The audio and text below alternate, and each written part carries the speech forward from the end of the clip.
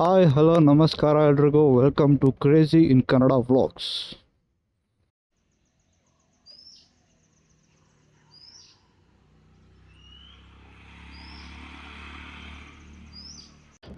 ಬೆಳಗ್ಗೆ ಊರಿಂದ ಹೊರಡೋದ್ರೊಳಗೆ ಮಜಾ ಇದೆ. ನನ್ನ ಮೈಕ್ ಇಡುವಂಥ pouch. After a long time ನಾನು ಜಾಕೆಟ್ ಹಾಕಂತ ಇದ್ದೀನಿ.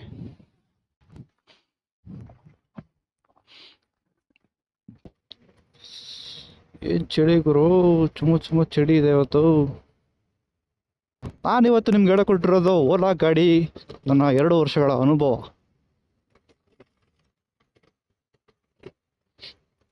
ಈ ಎರಡ್ ಬಂದಾಯ್ತು, ಇನ್ಮೇಲೆ ಎಲ್ಲ ಶೋರೂಮ್ಗಳೆಲ್ಲ ಆಫರ್ ಮೇಲೆ ಆಫರ್ ಬಿಡ್ತಾರೆ.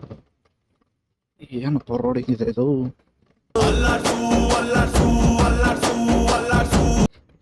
ಎಷ್ಟೇ ಕ್ಲೀನ್ ಮಾಡಿದ್ರು ಗಾಡಿ ಮೇಲೆ ಧೂಳು ಕೂರೋದಂತ ನಿಲ್ಲಲ್ಲ. ಓಲಾ ಕ್ಯಾಬ್ಸ್ನ ರನ್ ಮಾಡ್ತಿದ್ದಂಥ ಭವಿಷ್ ಅಗರ್ವಾಲ್ ಅವರ ಡೌನ್ಫಾಲ್ ಆಗಬೇಕಾದ್ರೆ ಓಲಾ ಸ್ಕೂಟರ್ಸ್ನ ನಮ್ಮ ಭಾರತದಲ್ಲಿ ಲಾಂಚ್ ಮಾಡ್ತಾರೆ. ಓಲಾ ಅನ್ನೋದು ಭಾರತಕ್ಕೆ ಮಾಡಿರೋಂಥ ಗಾಡಿನೇ ಅಲ್ಲ.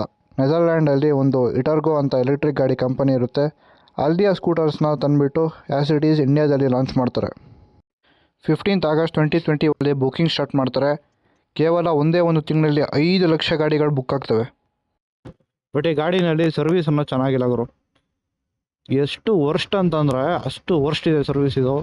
ಯಾಕಂದರೆ ಶೋರೂಮ್ಗಿಂತ ಗಾಡಿಗಳು ಹೆಚ್ಚಾಗಿ ಸರ್ವಿಸ್ ಸ್ಟೇಷನಲ್ಲಿ ನಿಂತಿರ್ತವೆ. ಸರ್ವಿಸ್ಗೆ ಹೋದಾಗ ಈ ಥರ ಏನಾರು ಮಾಡ್ಬಿಟ್ಟು ಕಳಿಸ್ತಾರೆ ನಿಮಗೆ ಗಾಡಿನ.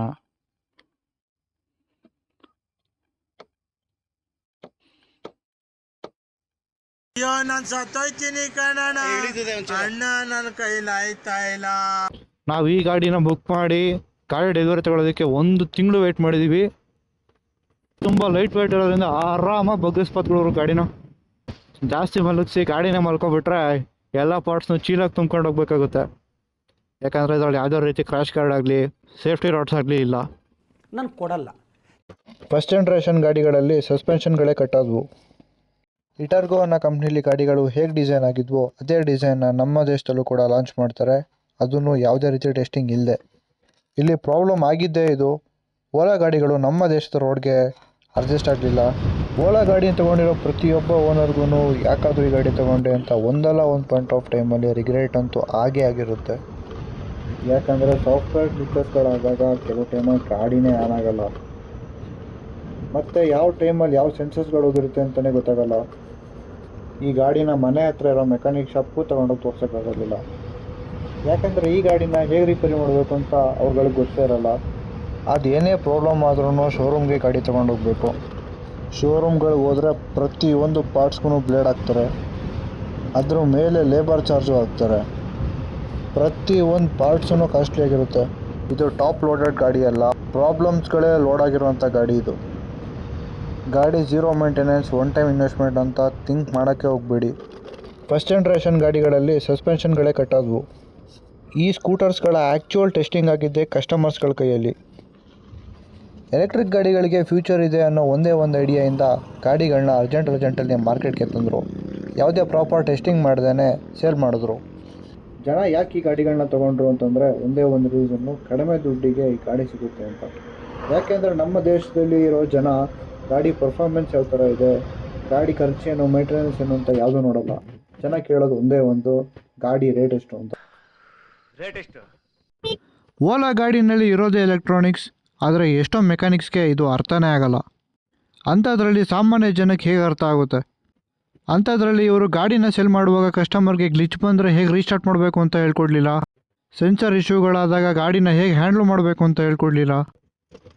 ಇದೊಂಥರ ಹೇಗಾಯಿತು ಅಂತಂದರೆ, ಕೀಪ್ಯಾಡ್ ಇಟ್ಟವರು ಸ್ಮಾರ್ಟ್ಫೋನ್ ತೊಗೊಂಡಾಗ ಏರೋಪ್ಲೇನ್ ಮೋಡ್ ಆನ್ ಮಾಡಿ ಫೋನೇ ಸರಿ ಇಲ್ಲ ಅಂತ ರಿಪೇರ್ ಶಾಪ್ ತೊಗೊಂಡೋದಂಗೆ ಆಗುತ್ತೆ.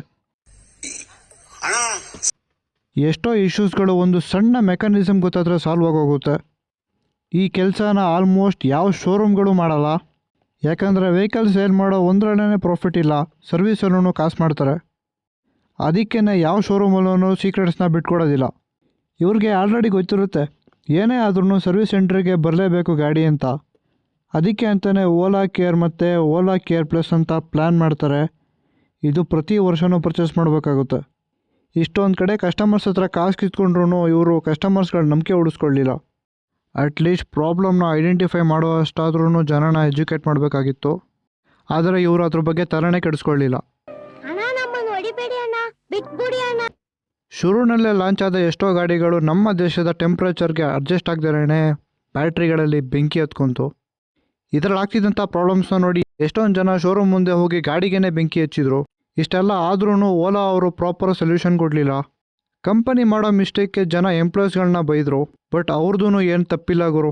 ಅವ್ರಿಗೆ ಇರೋ ಪ್ರೆಷರಲ್ಲಿ ಯಾವ ಗಾಡಿನ ಮುಟ್ಲಿ ಅನ್ನೋ ಕನ್ಫ್ಯೂಷನಲ್ಲಿ ಒದ್ದಾಡ್ತಾ ಇದ್ದಾರೆ. ಅಷ್ಟೊಂದು ಗಾಡಿ ಬಂದರೆ ಅವ್ರ ಪಾಪ ಯಾವ ಗಾಡಿ ಅಂತ ನೋಡ್ತಾರೆ. ಇಷ್ಟೆಲ್ಲ ಆದ್ರೂ ಇವರು ಆಗ್ತಾ ಇರೋ ಇಶ್ಯೂನ ರಿಸಾಲ್ವ್ ಮಾಡಲಿಲ್ಲ. ಇದಕ್ಕೇನೆ ಗೋವಾ ಗೌರ್ಮೆಂಟ್ ಅವರು ಓಲಾ ಸೇಲ್ಸ್ನ ಸಸ್ಪೆಂಡ್ ಮಾಡಿದ್ದಾರೆ. ಬಟ್ ಬೇರೆ ರಾಜ್ಯದಲ್ಲಾಗಿರ್ಬೋದು, ನಮ್ಮ ರಾಜ್ಯದಲ್ಲಾಗಿರ್ಬೋದು ಯಾವುದೇ ರೀತಿ ಕ್ರಮನ ತಗೊಂಡಿಲ್ಲ. ಇಷ್ಟೆಲ್ಲ ಇಶ್ಯೂಸ್ ಇದ್ರೂ ಈ ಸಲ ಇಯರ್ ಎಂಡ್ಗೆ ಮತ್ತೆ ಆಫರ್ಸ್ ಕೊಡ್ತಾರೆ, ಕಡಿಮೆ ಪ್ರೈಸ್ಗೆ ಗಾಡಿ ಸಿಗುತ್ತೆ ಅಂತ ತಗೊಳ್ಳೋರಿಗೆ ಏನೂ ಹೇಳೋಕ್ಕಾಗಲ್ಲ. ದೇಶಕ್ಕತೆ ಇಷ್ಟೇ ಕಣಮ್ಮ, ಇಲ್ಲಿ ಚಿಂತೆ ಮಾಡಿ ಲಾಭ ಇಲ್ಲಮ್ಮ.